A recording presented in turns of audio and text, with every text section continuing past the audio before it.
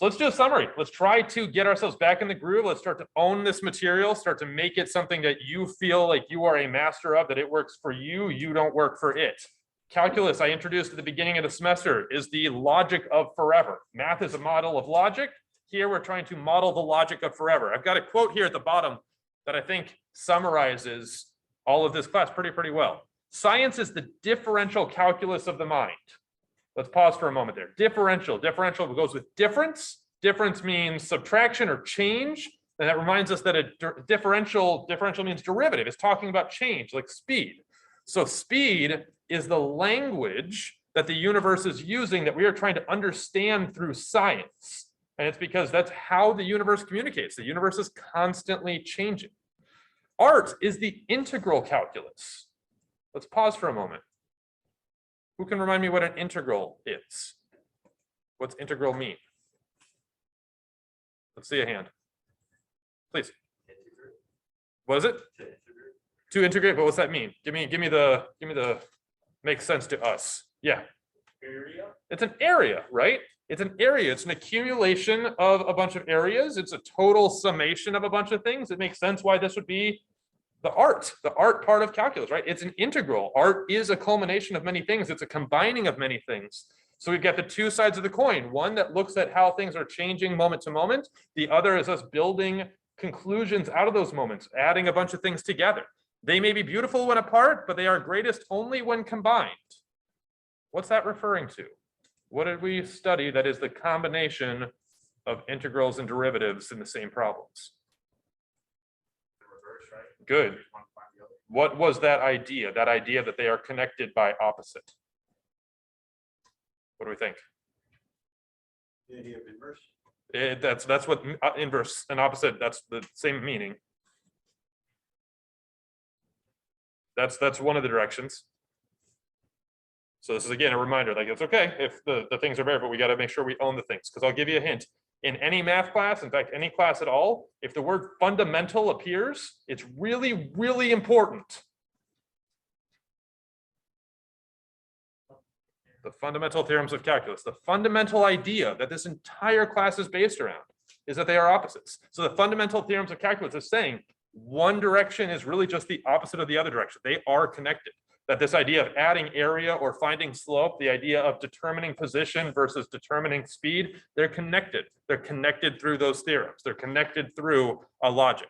So when we have both of those sides of the coin, we are able to run problems in one direction easily, the other direction easily, use everything we find from one to help the other.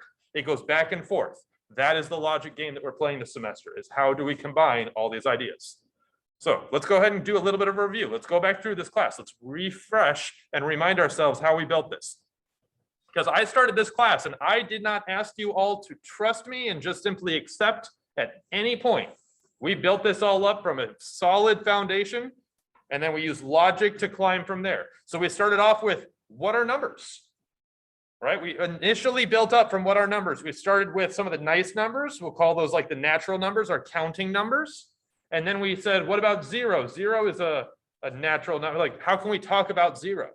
In hindsight, that was the first problem I gave you that used the logic of approach.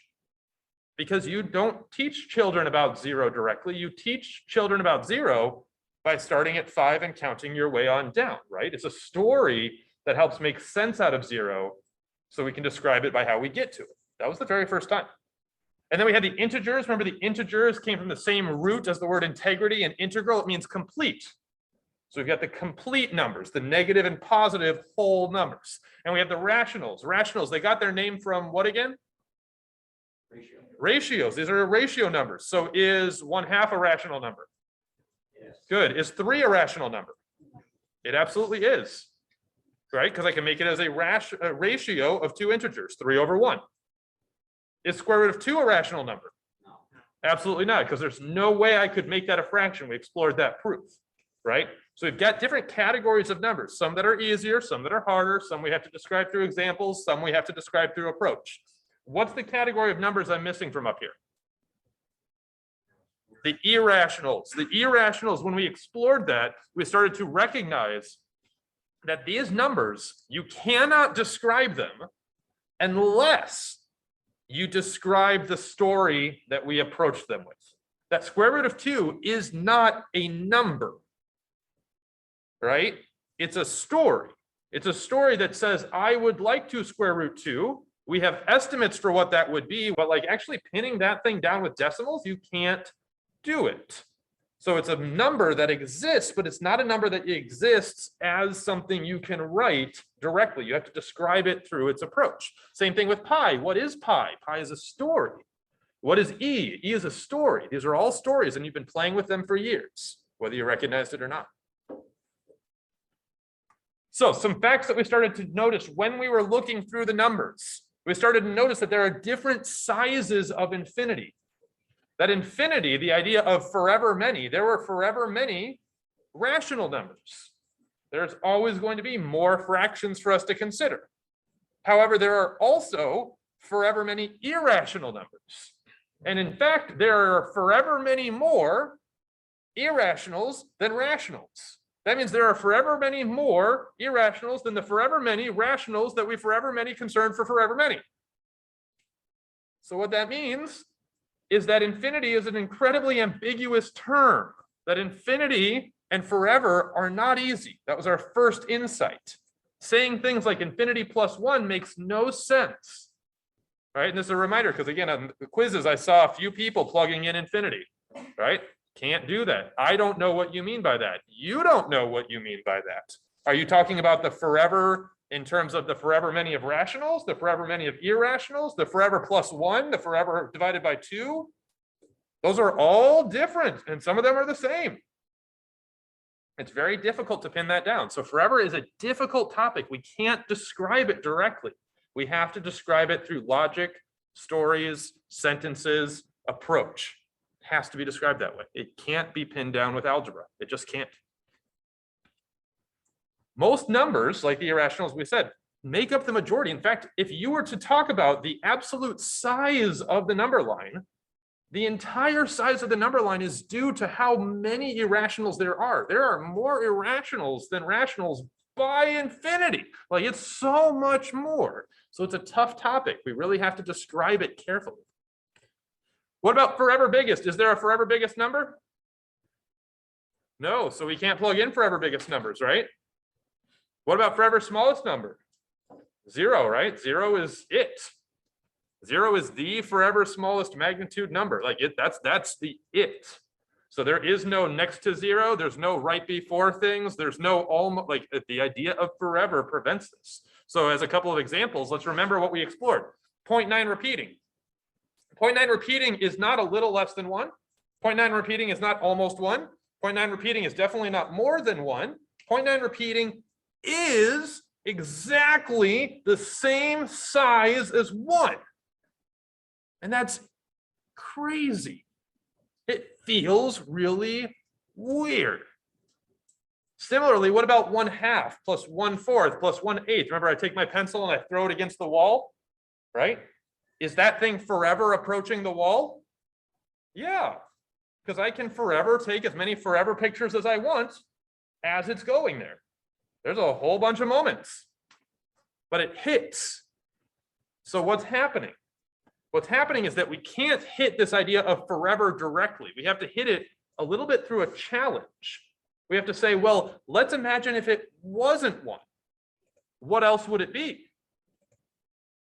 And through that approach, we recognize that if it was something different from 1, then it would have needed to have stopped. And if it stopped, it could not have forever approached. So what that means is that the idea of forever approaching means you get there. That if you don't get there, you must not have forever approached.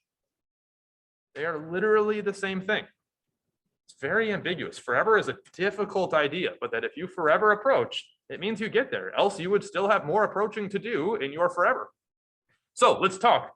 How can we begin doing this? How can we begin this idea of approaching? Well, just like my pen going to the wall, just like all of these story problems, I can look at it through data. We can explore this as if it was science. We can collect information. Like, for example, we all know pi, or at least we think we do. Is pi about 3? It's pretty close, right? Is it exactly 3? No, Is it 3.1? 3.14? 3.141? 159265538? Whatever. Like, where are we, like, is it what my calculator tells me is pi? No, it's not. Pi is an approach. Pi is the end of this forever long list. So pi is the destination. Pi is the end of the list. I haven't touched, no one in the world has touched it directly yet. No one knows the size of pi. It's infuriating, but we just don't know what it is. Calculators are still chugging. Computers are still finding more decimals. We don't know it yet. We do know how we get close to it. We do know when it appears, so we know its behavior, its logic, its approach, but we do not know the is.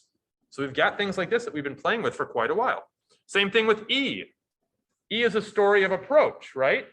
And it's again a reminder that the story is the most important part, because E was a number we got when we started to compile more and more often, right? Like we gave money to a bank, we checked in more and more, we made more and more money by checking in and compounding it over and over again.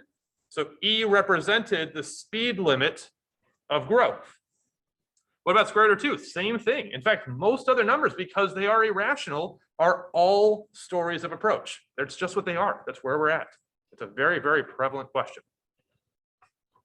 All right, so we can make a list, but the list is not exact. The moment you write decimals down on the paper, if those decimals are close but not actually there, then you have chosen an answer that is wrong.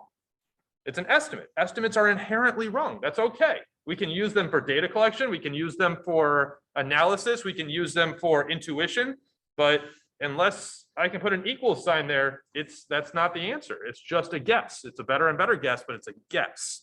So we could, however, use these dot, dot, dots, right? Like 3.14 dot, dot, dot, but that's not helpful either. What dot, dot, dot? Like, let's look back here. Is 1.41 dot, dot, dot at the bottom, is that dot, dot, dot the same dot, dot, dot for pi? Is the same dot, dot, like dot, dot, dot doesn't tell me anything. It just tells me it's going on forever long, but towards what? How? Why? What's its behavior? Like dot, dot, dot is not helpful. It doesn't tell me anything except I didn't decide to finish the calculation, right? So we've got to like really understand, like dot, dot, dot's not helpful. So instead, what do? We bring in the idea of limits. We introduce the logic of saying, I'm going to describe that this is a forever approach. And then I'm going to describe the approach. I'm going to describe it through an equation. Like this is E. E is not 2.7 dot, dot, dot. E is this. This is E. E is how I make the list. E is the logic that says the list never ends. And E is the labeling of saying at the very end of all of that approach, I call that E. It's a story. So we want to avoid and dodge method of exhaustion as quickly as possible. As long as we are in the list, we are wrong. We are better and better, sure, but we are wrong. So we've got to get past it. We have to use the behavior and the logic to get past and above the list. Then we can hit forever, not directly, but through roundabout logic, because that's the only way that we're able to make this work. All right, let me pause here for a moment again. Let me get some feedback. How are we feeling? Give me some thumbs. Yeah, please go ahead. So why exactly are limits better than the method of exhaustion? Because the method of exhaustion is just like collecting data, right? Every single time you plug in a number, we're going to get a data point. But that data point's an estimate, right? It's off, it's wrong. So that means we don't want to stop with wrong. So that's where the method of exhaustion comes out. Like it gives us a number to look at, great. Just like me saying pi is about 3.14. Good, we all know where that's generally about. I can place that on the number line. That gives me intuition. But is pi equal to 3.14? No. What is pi equal to?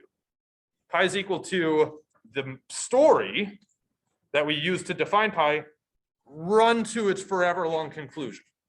So limits are a way of us kind of describing how am I approaching it and communicating to the audience that you don't want to stop at any point on the list. You want to figure out what's its settling point. What's the settling point? Let's do an example. It'll help anchor it in.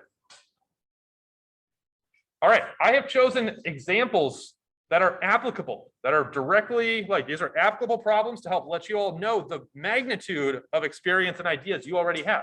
Let's take a look here. The concentration of chemotherapy drugs in a patient's bloodstream T hours after injection is given by this formula, this function. Evaluate the limit as t approaches infinity and interpret your results. Let's take a moment and let's actually let this hit home a little bit. Anybody here going to get into medicine or medical adjacent fields? Maybe. All right, some of the later ones might hit you a little bit closer. Let's imagine that at some point, some of you business people might be involved in one of the largest industries on the planet, which is medicine. If we have a patient, or better yet, the parent of a patient who is arguing and saying, how do I know that the drugs that you are giving my child will not be in their system forever? How do I know that you are not going to keep overloading and overloading them to a place that's unsafe? This is a legitimate question.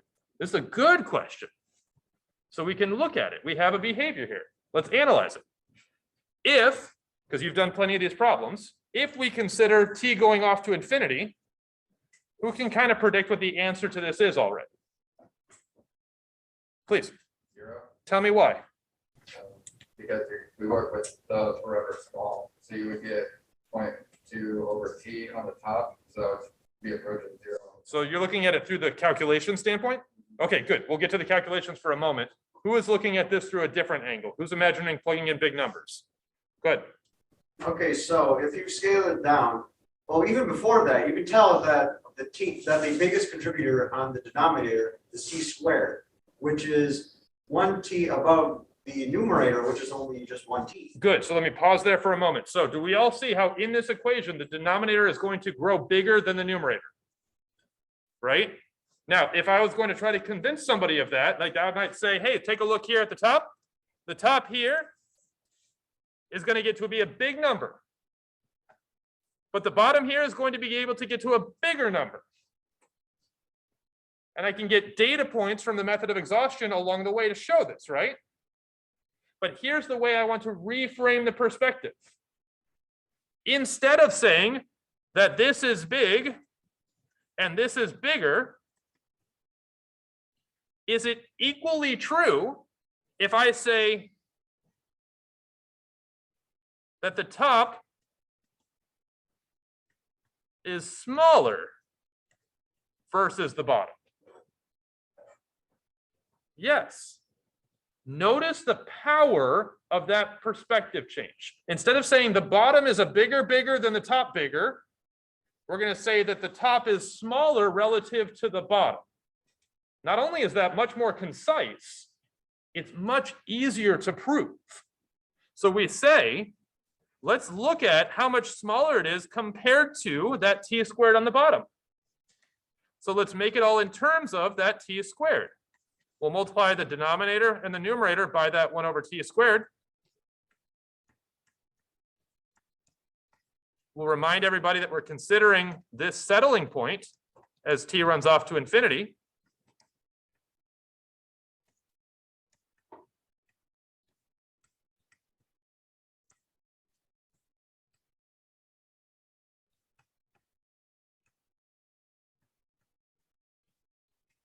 Same story. I haven't changed anything except for how I'm describing it. Instead of saying that they are both becoming big, I'm saying that the bottom has a settling point and the top becomes insignificant in comparison. Like this part right here becomes less and less significant as t goes on. Am I going to plug in infinity to show that? We can't plug in infinity. However, you absolutely could just use like an arrow or something to say like, hey, look at how this is going to trend. The top has to trend towards 0. The denominator has to trend towards 1 plus 0. This has to trend towards 0. So this becomes a really nice moment to compare the method of exhaustion versus limits. When forever much time goes by, how much medication will be left in the system? 0. But if I check in on that patient 2 years from now, 20 years from now, 200 years from now, assuming that they're still alive and good, will there be medication in their system? Yeah, right? Because you would just plug in 2 or 20 or 200. There would still be something there. So this is what allows us to give a message to that parent and say, hey, the medication, as time goes on, is going to forever decrease until there is less and less in the system, until eventually it will be almost no different than 0. You see how 0 is the settling point, but the data along the way only gets closer and closer to it? That's limits versus the method of exhaustion. The method of exhaustion is the on our way to it. 0 is the settling point. So this is a great way of being able to show somebody, if they're like, how do you know that 10% of it won't be left over in their system, that they won't always carry 10% of that medication, that we just won't be able to filter it all out? It's like, because I have a settling point at 0.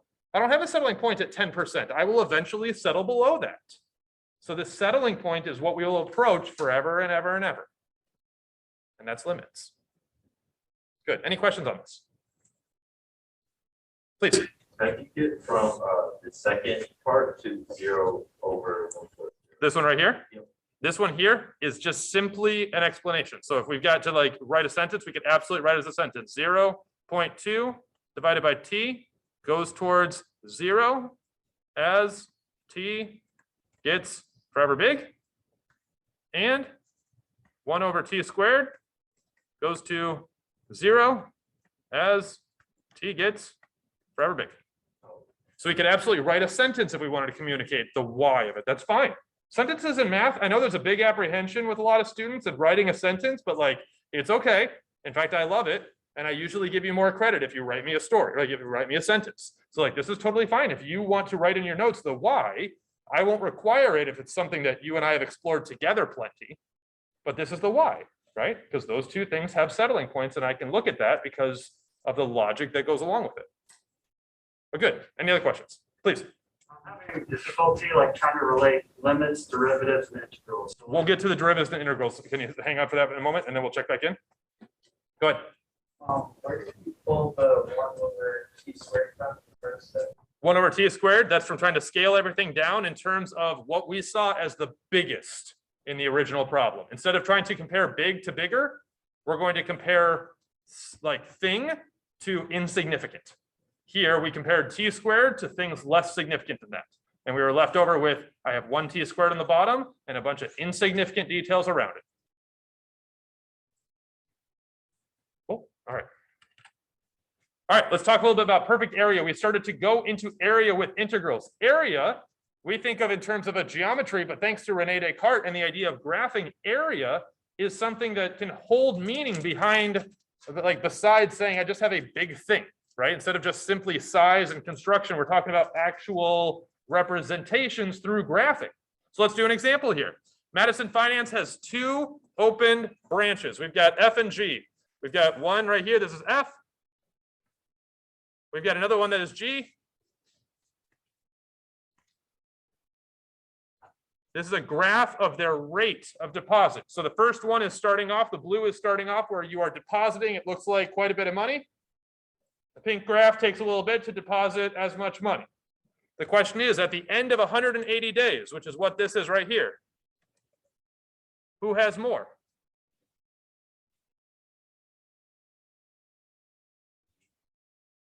Good. Is greater than that of t. Good, good. I like that. Let's build on that a little bit. If this is how quickly people are spending, then this person is spending, it looks like, I don't know how many thousands this is. Let's say some amount of thousands per day. So as one day passes, that rectangle right there is how much money I spent in that day. On the next day, it's going to be, I spent this much in the next day and this much. So this person is throwing money at a faster and faster rate. So the total amount that was deposited is the area. It's the area under that curve. This area right here is the amount of dollars per day times days. Like that's the number of dollars we have deposited versus the other graph was off to a slower start and then deposited more and more. Well, that means that it might have caught up where it was eventually depositing the same amount each day, but the other one had been depositing more for many more days. So it's the area. The area shows that we've got one with a bigger lump sum of cash chilling in its deposit amount. So integrals has the ability to be talking about much more than just physical building. It could be talking about representations. Derivatives. Integrals, if I was going to give you one word to replace integrals with every single time you see it in every single problem, I would replace it with area. You wanted to add a little details on that, you could call it total area and then build up from there. For derivatives, Number one word you want to replace derivatives with every time you see it. You can go back through all of my notes. You can replace derivatives at every single moment with this word. Speed. It's just speed. It's always talking about speed. But we noticed when we looked into speed that speed is paradoxical. I drove here this morning, and you can take pictures of my drive at every single moment. You will capture a picture, and in that picture, my car does not move. But we know that I am moving. So what gives? The truth is, moments contain speed. They do. There is change happening at every single moment.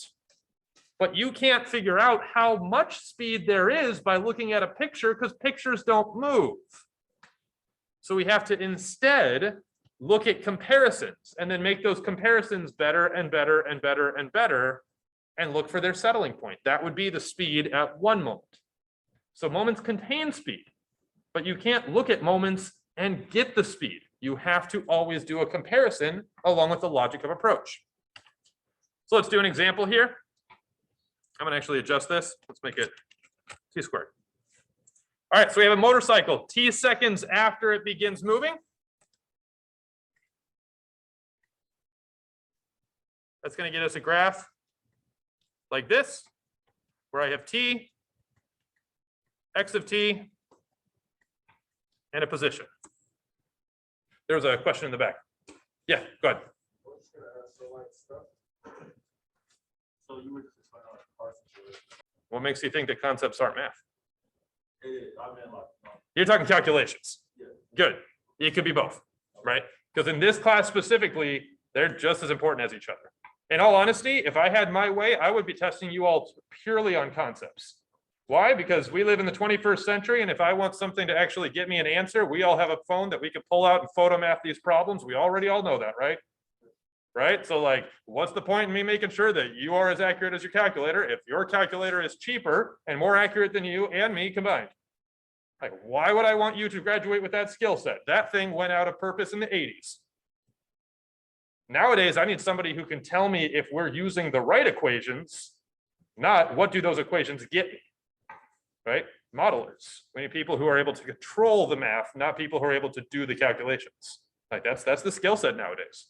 In the 80s, it was different. You could look back on LinkedIn or what, like they'll pull up some historical records of in the 80s. You need to be able to touch type 250 words per minute. You need to be able to be accurate within so many decimals of a calculation. You had to be able to have good penmanship for all the interoffice memos.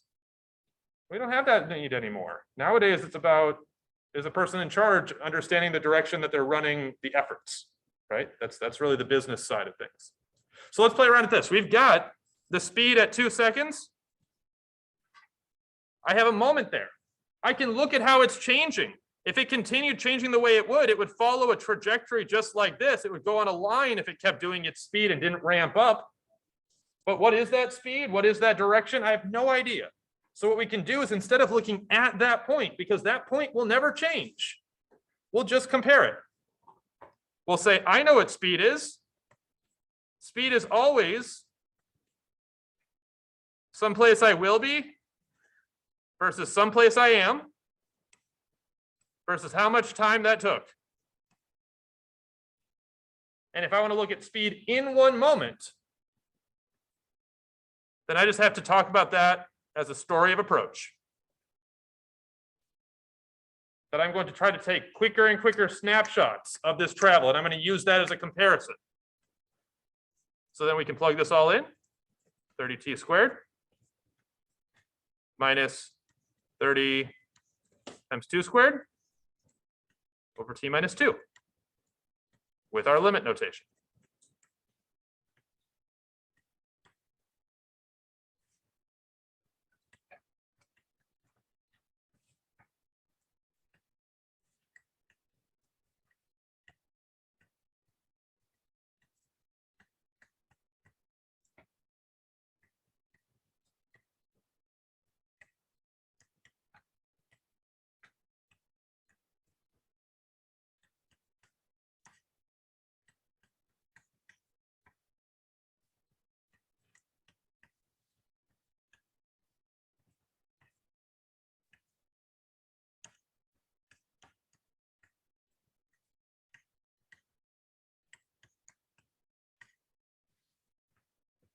And that after we end up doing all of this massaging, we find out that we have an equation, a simplified equation at the end that will give us the exact same data as our original. So if it gets me the exact same data as the original, and I want t to get forever close to 2, if t gets forever close to 2, what does t end up getting? It gets to 2. So after I've removed any barriers and after I've got a simplified form of getting me my data, we just plug in 2. 30 times 2 plus 2 gets me 120.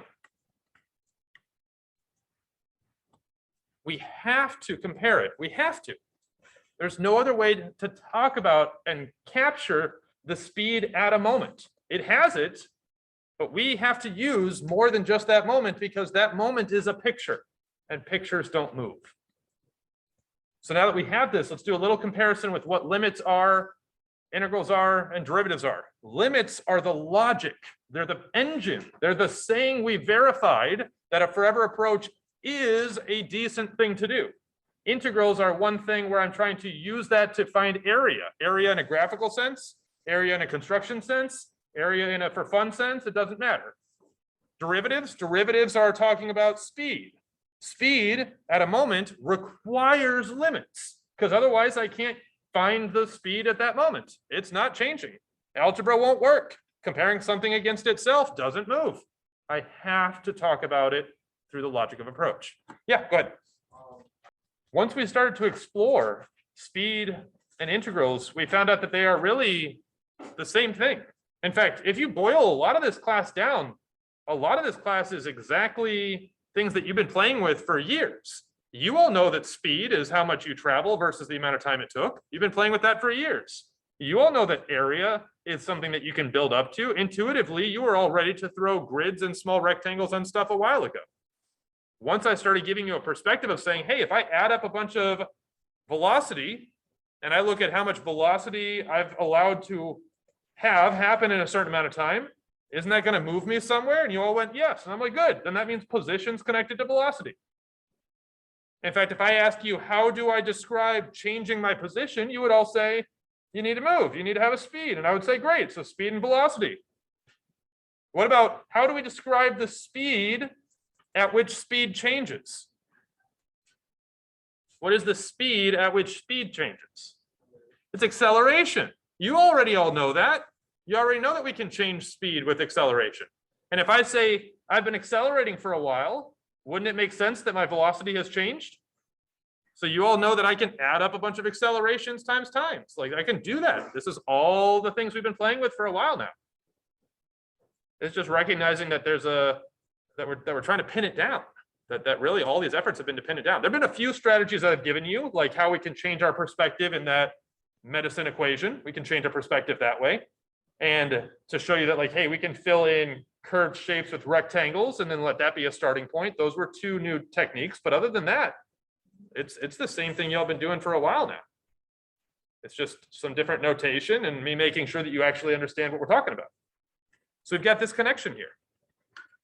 Now, an interesting thing that I want to give you today is that once we understand that derivatives and integrals are connected because they are opposites, then that means anything I figure out about derivatives, I can use to understand integrals, because I just would consider the opposite. I can use anything I find about integrals to understand derivatives, because that's just the opposite. So let's take a look here. I gave you all a power pattern.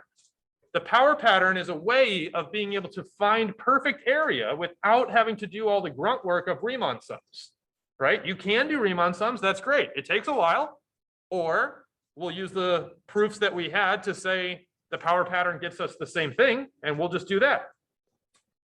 Well, if derivatives are the opposite of integrals, and I have a power pattern for integrals, shouldn't I have an opposite power pattern for derivatives?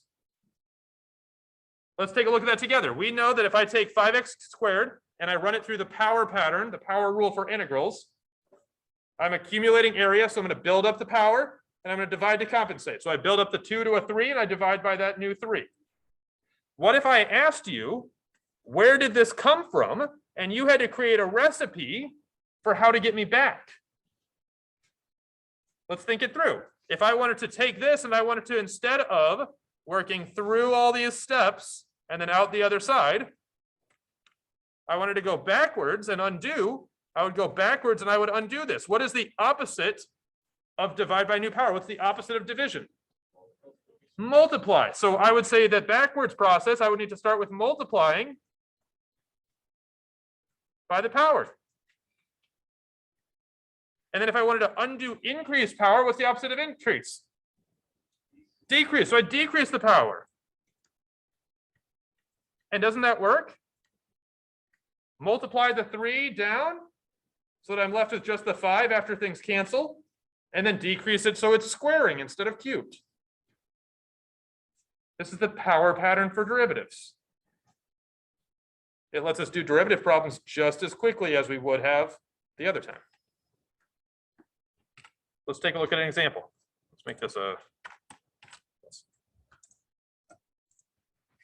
So the price of sportsman tents, it depends on the quantities sold. So imagine that I've got a function here. It looks like a price is determined based on how much you buy. Again, anybody here planning on getting into sales and or manufacturing? Oh, there we go, a little bit more participation. Right? Does a bulk discount make sense? Right? That's a pretty common thing. In fact, if you wanted to go and order a specialty product, you'd have to pay quite a bit of money because they'd have to start up the assembly line, get people accustomed, train some people, right? That's a thing. And then after a while, they kind of hit their stride. Unit prices aren't so bad no more. And then after you kind of hit a maximum point, it's just a matter of letting the machines run longer and faster. So we get a discount. Like we can look at that through here. This is a price based on the thousands of units sold. What's this going to graph as? What's the shape? A parabola. So now we get to see that we've got something along the lines of a parabola where it's going to be expensive for every unit in the beginning. There's going to be a settling point, and then there's going to be a certain time when the price goes down based on how much you buy. That's good. If I want to know when this starts to decrease, that means I'm looking for this value. So we could go through this equation and we could put this equation into our speed formula. We could do the derivative of this. We could do the limit of thing approaching thing over things. We could do that. Or if we truly understand that we just are doing the opposite of integrals, then we'll just do the opposite of power rule. So let's try that out here. Finding the derivative, it's just going to be following this opposite power rule. So we're going to start by bringing the 2 to the front. 2 to the front times the negative 0.1 would get us what? Negative 0.2. And then I need to decrease the power. So the power goes from 2 down to 1. So I'm left with this. And then I've got x to the first power times a 1 in front. If I bring the 1 down, multiply by 1, I get 1. And then I decrease the power. I've got x to the first. I bring that down to x to the 0. It's like I write nothing at all. Is that okay? And then what about 40? Does 40 change? Well, when I do the power pattern, absolutely, because it's as if there's a no x's next to it, and I can bring that 0 down, cancels it all away. So you can do it through the power pattern or through the story. Does the number 40 ever change? I mean, it's called a constant, isn't it? Doesn't constant mean no change? So if I want to figure out how this thing is changing, is it? Not the 40. There's no change for the 40. So I can very easily skip that calculation and say this describes the change, the speed at which my price is dropping. So if you want to figure out when the price drop happens, we just need to figure out when this is happening. What is the slope there? When the slope is 0. It's 0. So we could just find out when this is 0.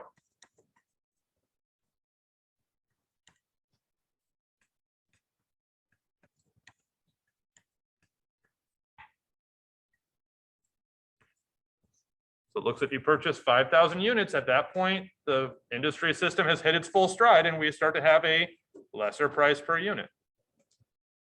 Yeah. Why isn't 40 to the 0 1? Why isn't 40 to the 0 1? If I wanted to do 40 x to the 0, which is another way of kind of thinking of that 40, right? Following the power pattern, I bring the power down and I multiply by it, right? So I get 0 times 40 And then x to the, well, whatever, but it doesn't matter because 0 times stuff is going to 0 out. So it still works through the power pattern too. It still works. Please. Yeah, so we would set up the whole like difference quotient, right? That limit of the difference quotient. Absolutely. So if we did that, it would get you this exact answer. Well, in this case, you would actually need to get a structure and then find out when that equals 0. In the same way here, we got a structure and then found out when that's equal to 0. Let's take a look at some other storylines we can do when we allow for the ability to use integrals and derivatives in the exact same storyline. Like here, an efficiency study showed that the rate at which walkie-talkies are assembled is after T hours from the start of shift is given by f of t equals this whole thing. We want to determine how many walkie-talkies can be assembled in the first hour. That's a lot to break down. I'm a big fan of, if I am ever at a loss for where to begin, draw a picture. So this, again, is going to be a parabola.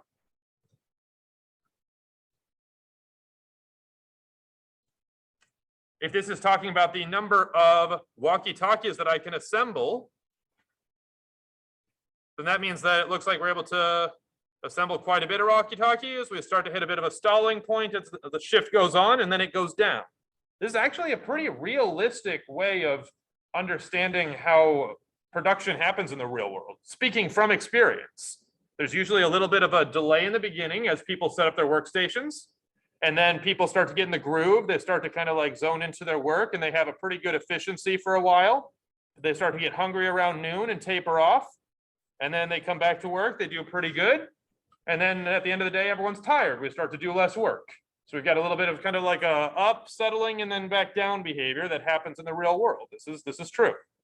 So if I want to know in this rate equation, this right here is the rate. The rate. If I don't know how much they do in the first hour, I'm looking at this integral. So I'm looking at an integral. Integral means total. And this was their speed.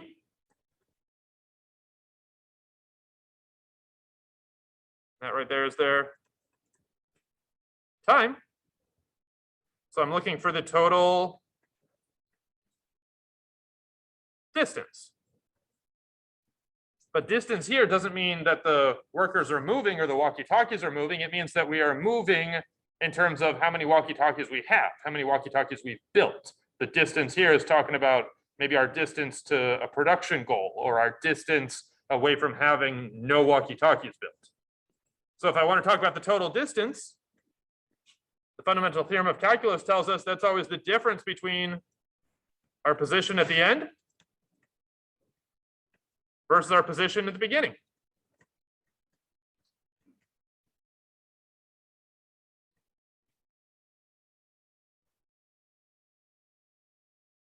Well, I've got an equation right here. This equation tells me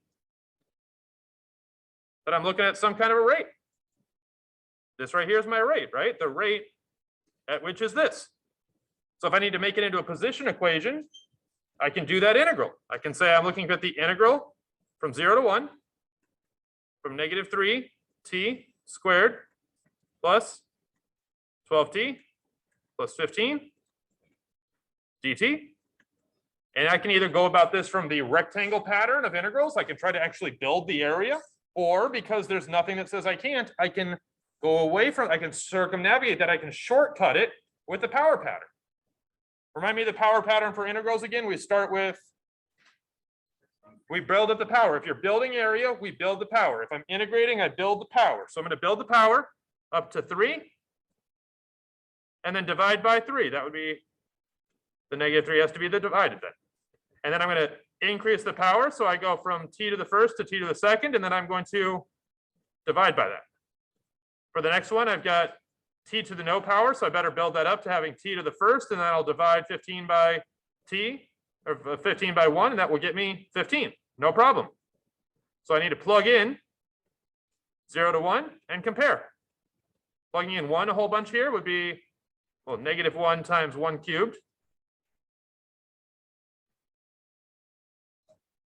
plus 6 times 1 plus 15 minus plugging in 0.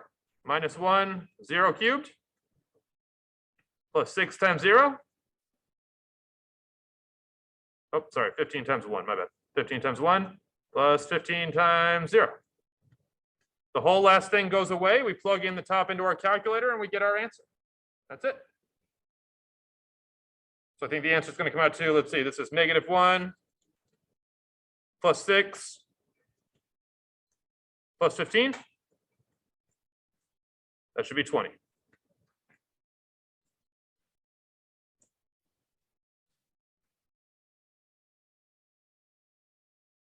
Yeah, go ahead. Why'd you divide the 12 by 2? Because in the power pattern, we always increase the power and then divide by that, right?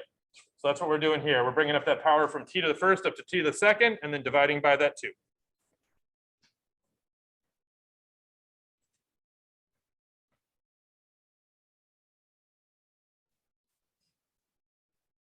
Yeah, please. So like, if we were to say like, to graph this, would that 20 be the area under the domain of the curve? Like the area between 0 and 1 under the curve? Let's see, this one right here was our speed. So this is our speed equation. I'm looking at the integral of the speed. So between 0 and 1, I'd be between here and here. So yep, this region right here, that region's size would be 20. And we can think about it because we'll take each of those moments. Each of those moments is an area where the height is some speed and the width is some time. So that means if I'm looking at how big is the area, I'm looking at how big is the speed times time. That would be distance. So it's talking about how much distance is every hour chunk represented. Well, we need to look at the area above that hour chunk. Yeah, exactly right. What about this one? An oil spill is spreading in a circular pattern. Again, that seems like something I could draw a picture for. So maybe there's an oil spill here. Oil is spreading in a circular pattern. I have a rate of spread given here as a derivative. So if I say, what is the change in area at t equals 5, what would we do? Please. We just plug in 5. Right? This one here doesn't ask for the total area I have created. This asks for how much am I changing? And if I'm going to put words to this symbol, this right here is speed of change for area. So if it's asking me for the change in my area at 5, the rate of change, it'd be this one. If I'm asking for how much I have, then I might do an integral. So the area is changing if we plug in 5, 4 pi 5. If we want to know the total area by t equals 5, well, then now we're talking about adding up between the starting time and 5, this equation, 4 pi t dt. Let's again remind ourselves, we have a power pattern that allows us to do this quickly. Power pattern for integration, we do increase the power, divide by that new number. So let's increase the power to t squared. Dividing by that new number would be dividing by 2. So everything else comes along for a ride. And then I divide it all by 2. I need to look at it versus 0 and 5. So we'll plug in where I am at 5. And I'll compare that against where I am at 0. Sorry, divided by 2.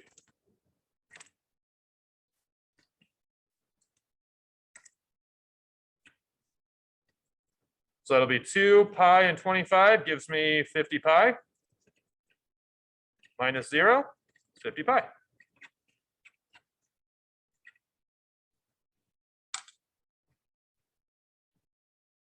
Oh, no, I mean like outside the fraction. Oh, you can put it on the top. It doesn't matter. Nope, because if you multiply on the side or you put it on the numerator, that's the same meaning. Putting on the numerator is how many times of something I have. Because if you multiply it, then it's just gonna be like t squared. over Yep, either one is fine. No, no, no. Go ahead. Where? Right over. This here? That's a 5. Yep, plugging in the 5.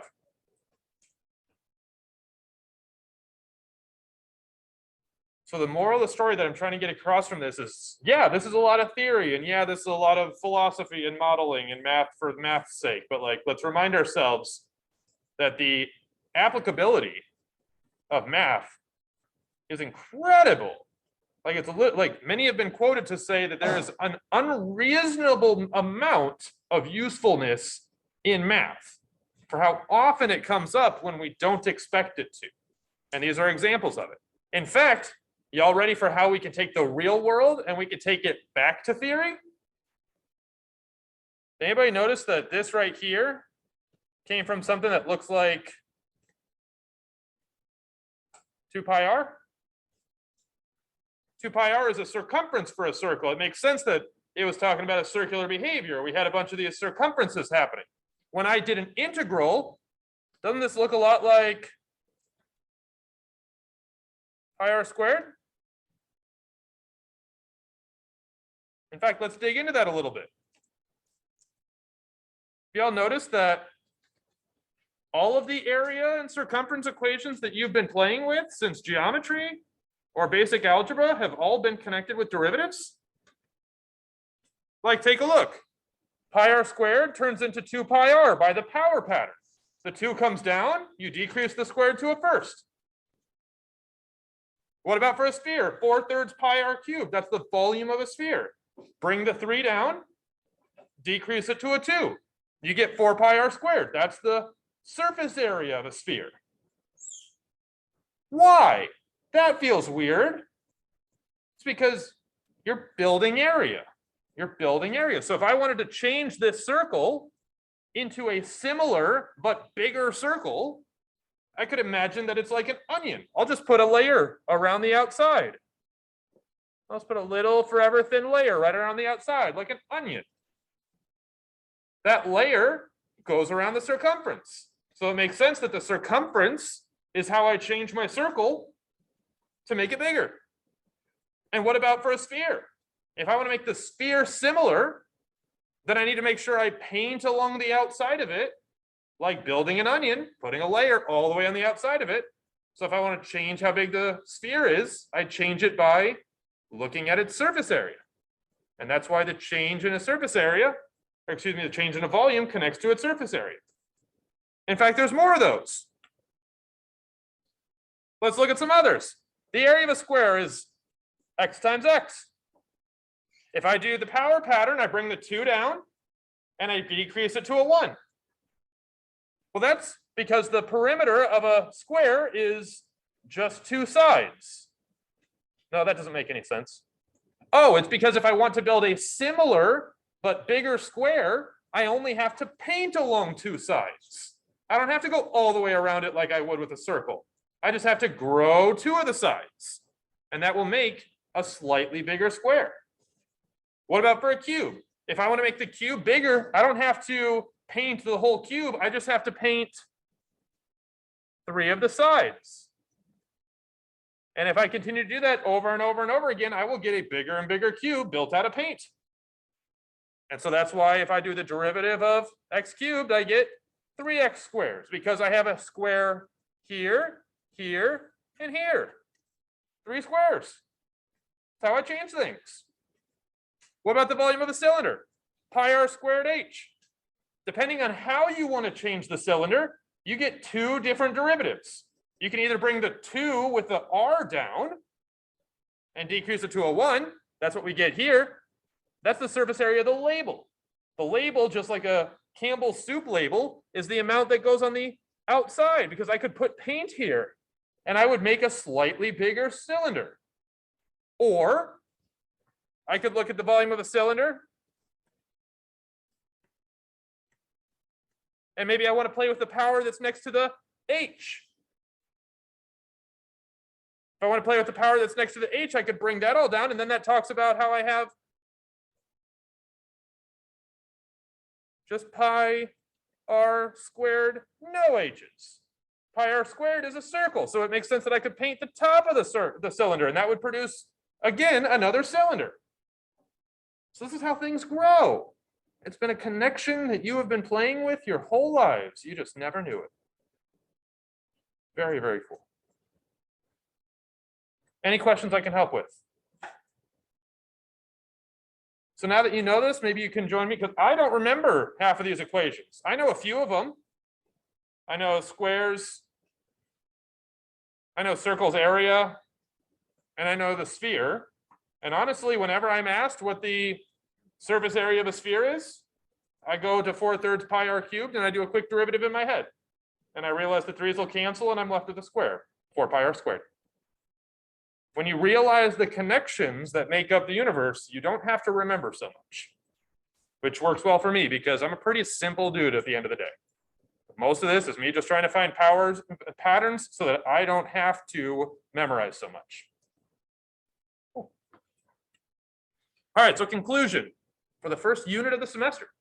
Mathematics is a model of logic. If you know the logic, you get to read the story. If you don't know the logic, you're left wondering why magic happens on the paper. So understand the logic and we'll help guide you through that. We begin with interesting questions. We explore those questions by collecting data and insight. We called this process what again? The method of exhaustion. That's the process of collecting data. It's not a good place to stop, but it's a great place to start.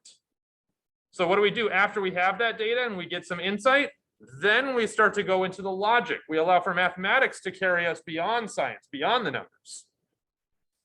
And then once we understand the logic, we can apply it to whatever we want. That's the progression. That's the entire course.